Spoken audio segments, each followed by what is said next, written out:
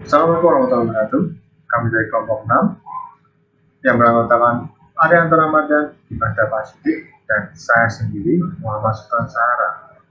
Kami menjelaskan tentang konsep masyarakat masa depan yang latar belakangi oleh masyarakat adalah suatu kelompok manusia yang hidup dan bekerja bersama dalam waktu yang lama sehingga mereka dapat mengatur dan menganggap diri mereka sendiri sebagai kelompok sosial. Sedangkan perkembangan iptek yang maju mempengaruhi budaya masyarakat yang menyebabkan berubah-ubahnya kehidupan masyarakat yang dapat yang berdampak positif dan juga negatif.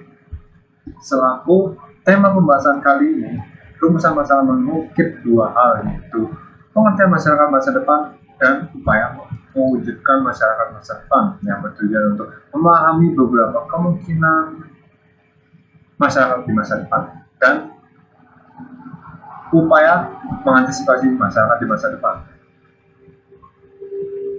Assalamualaikum warahmatullahi wabarakatuh. Nama saya Arianto Ramadan. Sini saya akan mempresentasikan materi dari kelompok saya. Mengapa sih kita perlu mengkaji tentang masyarakat masa depan?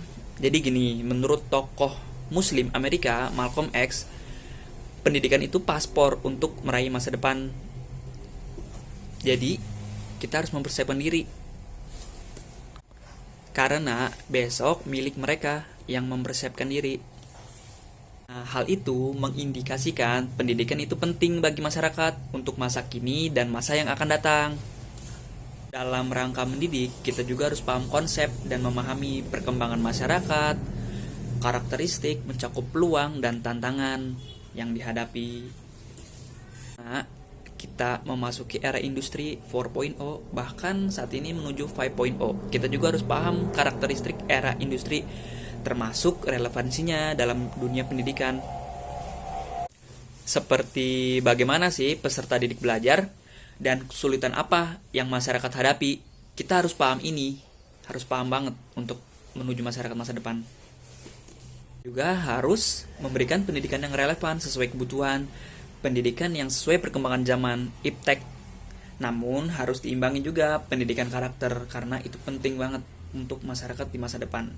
Bukan soal teknologi aja ya, soal globalisasi, karakter juga jangan ditinggal. Agar masyarakat mampu memilah dengan bijak kemampuan yang diperoleh dan juga memutuskan apa yang seharusnya dilakukan dalam penggunaan iptek di masa depan. Dari Arianto Ramadan. Dan karena itu kajian tentang upaya mengantisipasi masa depan ini akan diarahkan masa depan pendidikan ini akan diarahkan pada perubahan nilai dan sikap. Nah, nilai dan sikap di sini itu punya peranan penting dalam menentukan wawasan dan perilaku manusia. Apa yang dimaksudkan nilai itu? Nilai merupakan norma, acuan yang seharusnya dan kaidah yang akan menjadi rujukan perilaku. Nilai ini bisa datang dari mana saja, seperti agama, hukum adat istiadat, dan sebagainya. Ada yang tertulis dan ada yang tidak. Nah, pengaruh nilai ini akan tampak dalam di seorang. Kalau masih umum berarti akan selalu terkait dengan objek tersebut. Dan apa itu bisa disertai dengan kecenderungan untuk bertindak sesuai dengan sikap terhadap objek tersebut. Dan responnya pun ada yang positif dan negatif. Nah, sikap ini bisa dibedakan jadi 3 aspek, yaitu aspek kognitif, kayak pemahaman tentang objek sikap. Berikutnya aspek afektif, sangat dipengaruhi nilai dan dapat sangat subjektif, kayak setuju atau tidak, suka atau benci, dan lain-lainnya. Dan yaitu kognitif. Aspek kognitif ini mendorong kita untuk bertindak sesuai dengan sikap terhadap objek tersebut. Nah, aspek-aspek ini itu sebenarnya itu terpadu dan membentuk sikap seseorang. Oke, lanjut.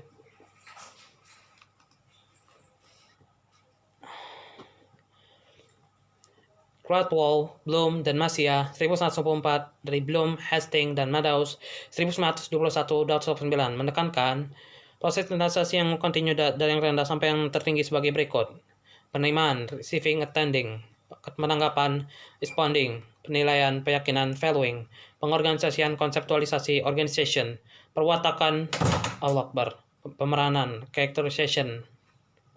Nah, pembentukan atau pengubahan sikap dalam di seseorang ini bisa kita lakukan dengan banyak cara, kayak pembiasaan. Nah, misalnya kebiasaan datang ke kampus, harus diubah itu kebiasaannya.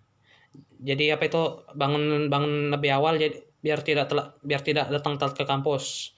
Internalisasi nilai melalui ganjaran hukuman. Kadang-kadang kalau dikasih hukuman tuh biasanya kebiasaan jelek langsung hilang. Kayak apa namanya?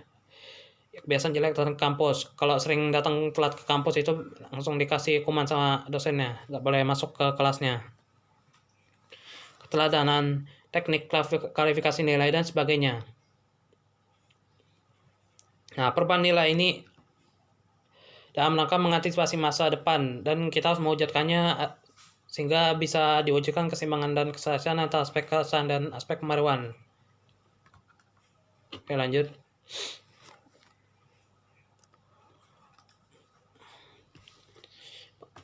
Pengembangan kebudayaan. Nah, salah satu upaya penting dalam mengantisipasi masa depan adalah upaya yang berkaitan dengan pengembangan kebudayaan dalam arti luas, termasuk hal-hal yang berkaitan dengan sarana kehidupan manusia. Nah, seperti yang sudah saya jelaskan di 2 slide sebelumnya itu, kebudayaan ini mencakup banyak unsur, mulai dari sistem kemasyarakatan, pengetahuan, bahasa, kesenian, dan pencarian, sampai dengan staf teknologi.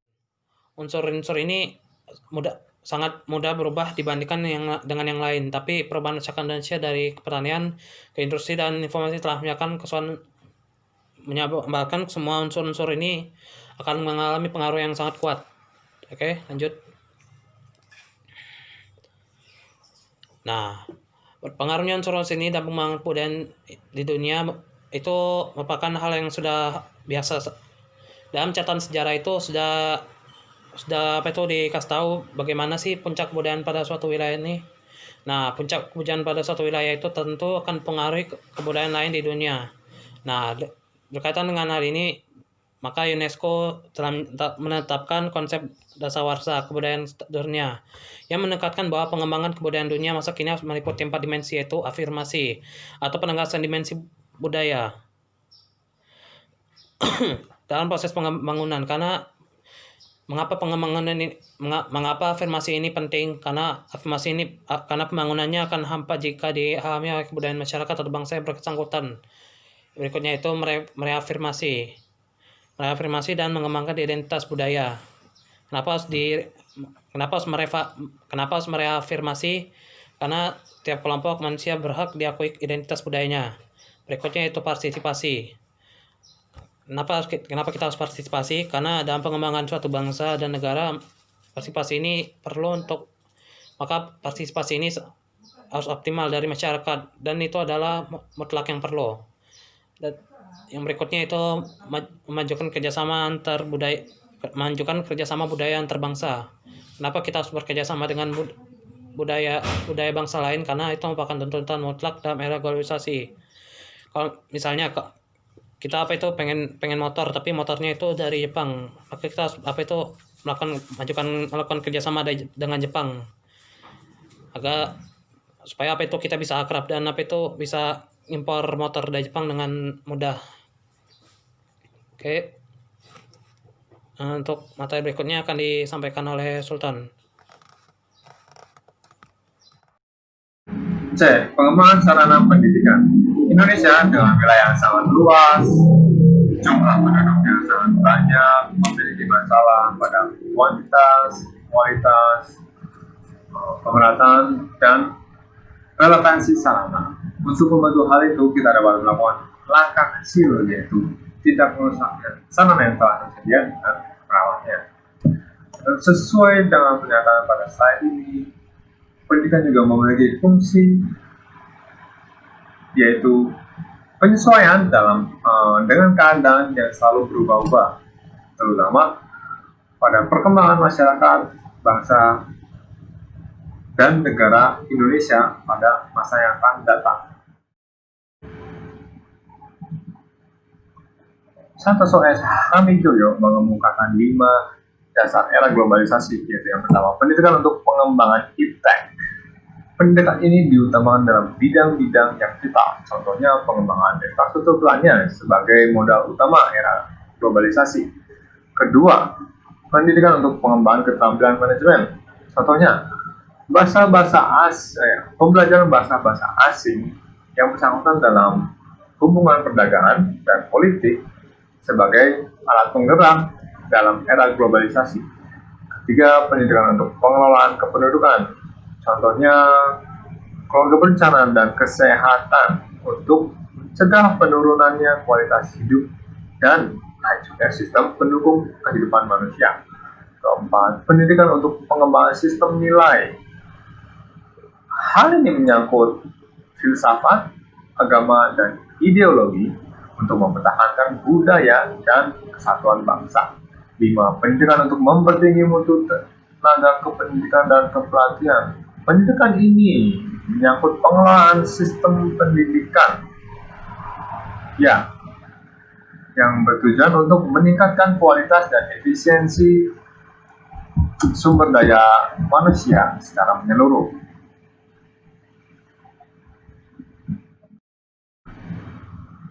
Untuk kesimpulan, masyarakat masa depan cenderung memiliki nilai budaya kekinian, tidak terlalu terikat aturan budaya lama, bersikap dingin, dan berpikir objektif. Perubahan itu terjadi karena adanya pengaruh budaya dari luar.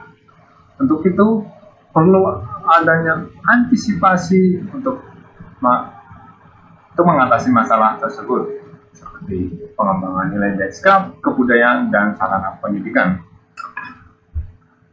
Sampai di sini saja presentasi kelompok 6. Jika adanya kesalahan dan tutur kata, sekiranya kami mohon maaf. Terima kasih. Waalaikumsalam warahmatullahi wabarakatuh.